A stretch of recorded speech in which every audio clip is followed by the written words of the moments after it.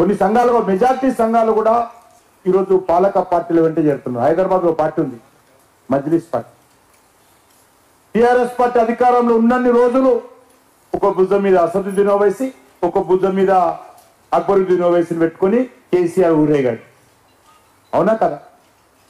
మొత్తము బాటపడారు. వాళ్ళు అయిపోగానే ఈరోజు రేవంత్ రెడ్డి రాగానే రేవంత్ రెడ్డి భుజం మీద ఒక భుజం మీద కేసీఆర్ అసదుద్దీన్ ఓవైసీ, ఒక భుజం మీద అక్బరుద్దీన్ ఓవైసీ. ఇప్పుడు వాళ్ళు ఎప్పుడు ఒకటే పార్టీ ఉంటారు, ఎంఐఎం పార్టీ, పాలక పార్టీ. వాళ్ళ పక్కనే చేరుతుంటారు. ఈరోజు ఎమ్మెల్సీలు కూడా ఆ రకంగా ఉంది. అది రాకూడదు. కాబట్టి ఎమ్మెల్సీలు అనేటువంటి వాళ్ళు ఒక పవిత్రమైనటువంటి భావంతో పనిచేయాల్సినటువంటి అవసరం ఉంది. ఆ దిశలో మీరందరూ ఆలోచన చేయాల్సిన అవసరం ఉంది. భారతీయ జనతా పార్టీ ఏ రకంగా మీ సమస్యల మీద పోరాటం చేసిందో తెలంగాణ వచ్చిన తర్వాత కూడా మీరందరూ చూశారు. కాబట్టి తప్పకుండా రేపు ఎంత దౌర్భాగ్యమైనటువంటి పరిస్థితి ఉందంటే, ఇంతకుముందు చెప్పడం జరిగింది, రిటైర్మెంట్ అయిపోయి 2 సంవత్సరాలు అయినా కూడా కొంతమంది రిటైర్మెంట్ బెనిఫిట్స్ రాలేదు. ఇది రాష్ట్రం యొక్క ఆర్థిక పరిస్థితి ఏ రకంగా ఉందో అర్థం పడుతుంది. ఉపాధ్యాయుల పట్ల, ఉద్యోగస్తుల పట్ల ప్రభుత్వం యొక్క చిత్తశుద్ధి ఏ రకంగా ఉందో మనకు అర్థమవుతాం. 5 డిఏలు రాలేదు. ఒక్క డిఏ కూడా ఆలస్యం కాకుండా కేంద్ర ప్రభుత్వ ఉద్యోగస్తులకు కేంద్ర ప్రభుత్వం ఇస్తాము. ఒక్కరోజు కూడా ఆలస్యం చేయకుండా. మేము మళ్ళా వేతన సవరణ కమిటీని కూడా క్యాబినెట్ లో అప్రూవల్ చేయడం జరిగింది. ప్రధానమంత్రి గారు చెప్పారు. ప్రధానమంత్రి గారు చాలా పట్టుదలతో ఏ యొక్క కరువు భత్యాలు కానీ, ఏ యొక్క డిఏలు కానీ ఎప్పటికప్పుడు ఇస్తున్నటువంటి పరిస్థితి మనం చూస్తున్నాం. ఎందుకంటే ఉద్యోగస్తులు లేకుండా ప్రభుత్వ వ్యవస్థ పనిచేయదు.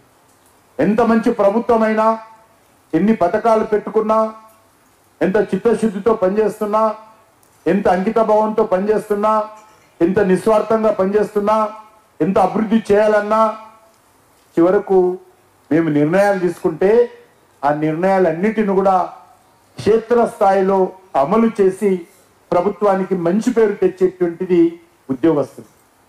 వాళ్ళే సమస్యలు ఉంటే వాళ్ళకి ప్రభుత్వానికి ఏం పనిచేస్తారు? కానీ ఈరోజు తెలంగాణలో ఆ పరిస్థితి లేదు. తెలంగాణలో ఉద్యోగస్తులు అందరూ కూడా ఈరోజు సంతోషంగా ఉన్నారు, చాలా బాధతో ఉన్నారు. కాబట్టి నేను మీ అందరినీ కోరుతా ఉన్నాను, 27న జరుగుతున్నటువంటి ఎన్నికల్లో మీరందరూ ఒక ప్రతినిధిగా మరి మీకు తెలిసినటువంటి మిత్రులకు, స్నేహితులకు, ఎక్కడెక్కడ ఉన్నారో తెలంగాణలో టీచర్స్ అందరికీ చెప్పి, గ్రాడ్యుయేట్స్ కూడా అక్కడ ఆదిలాబాదు, కరీంనగరు, నిజామాబాద్, మెదక్ జిల్లాలకు, ఉమ్మడి జిల్లాలకు సంబంధించినటువంటి గ్రాడ్యుయేట్స్, పట్టభద్రులు ఈ యొక్క ఎన్నికల్లో భారతీయ జనతా పార్టీని ఆశీర్వదించే విధంగా మీ అందరూ సహకారం అందించాల్సిందిగా కోరుతా ఉన్నాను. ఆ దిశలో మీరు అందరూ ఆలోచన చేయండి. నాకు పూర్తి విశ్వాసం ఉంది. మన యొక్క ఖమ్మము, వరంగల్, నల్గొండ సర్వ ఉత్తమ ఉపాధ్యాయుడు మన సర్వోత్తమ రెడ్డి.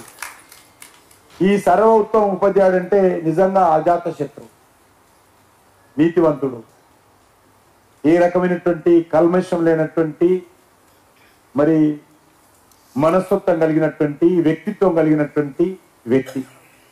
ఆయనను ఈ సంఘము ఆ సంఘము, ఈ పార్టీ ఆ పార్టీ, ఈ కులము ఆ కులము, ఈ మతము ఆ మతం కాకుండా అందరూ కూడా అభిమానించేటువంటి వ్యక్తి సర్వ ఉత్తమ ఉపాధ్యాయుడైనటువంటి మన సర్వోత్తమ రెడ్డి. కాబట్టి ఆయనను మీరు అందరూ కూడా ఆశీర్వదించి అండగా నిలబడి మనకున్నటువంటి శక్తినంతా కేంద్రీకరించి, మనకున్నటువంటి బలాన్నంతా కూడా కేంద్రీకరించి, మనకున్నటువంటి పరిచయాలన్నిటిగా ఉపయోగించి, మనకున్నటువంటి సమయాన్ని వెచ్చించి అందరూ కూడా ఈ యొక్క 27న జరిగేటువంటి పోలింగ్లో వారికి మొదటి ప్రాధాన్యత ఓటు వేయాలి. కొంతమంది అక్కడక్కడ ఉంటారు, నేను కమ్యూనిస్టు పార్టీని మీకెట్లు ఓటేస్తా, నాది ఇంకో ఇది ఎంపీఎఫ్ అన్నది యూటీఎఫ్, మాది యూటీఎఫ్, అట్లా రకరకాలు ఉంటాయి.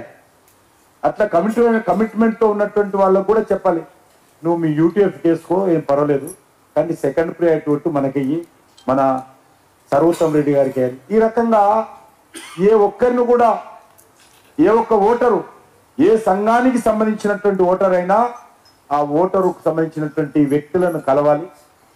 వాళ్ళందరూ కూడా మరి ఫస్ట్ ప్రియారిటీ చేయాలని మొదటిగా మనం రిక్వెస్ట్ చేయాలి. మేము ఎట్టి పరిస్థితుల్లో కమిటీ అయిపోయాము, మేము వెయ్యము, మేము వ్యతిరేకిస్తాము అన్నప్పుడు దయచేసి మీ మొదటి ప్రియారిటీ మీకేసుకొని సెకండ్ ప్రియారిటీ సర్వోత్తమ్ గారికి వేయండి అనేటువంటి విషయాన్ని కూడా అడగడంలో తప్పలేదు. కాబట్టి ఫస్ట్ ప్రియారిటీ మనం అందరం కూడా మొదటి ప్రియారిటీ ఓటు కోసం ప్రయత్నం చేద్దాం. సెకండ్ ప్రియారిటీ ఓటు కోసం కూడా ప్రయత్నం చేయాలి. 26వ తేదీ శివరాత్రి, అందరం ఉపవాసం ఉంటాం. 27 నాడు మనం అందరం కూడా ఉపవాసం వదిలి స్నానం చేసి ఓటేసిన వచ్చినే భోజనం చేయాలి 27వ తేదీ. కాబట్టి సర్వోత్తమ్ రెడ్డి గారు ఓటేస్తే దేశానికి ఓటేసినట్టు గుర్తుపెట్టుకోండి. బీజేపీకో వ్యక్తికో వేసినట్టు కాదు, దేశాన్ని కొట్టేసినట్టు. కాబట్టి ఈ శివరాత్రికి మన దేశంలో చాలా ప్రాధాన్యత ఉంది, చాలా పవిత్రమైనటువంటి రోజు. మనం చూస్తున్నాం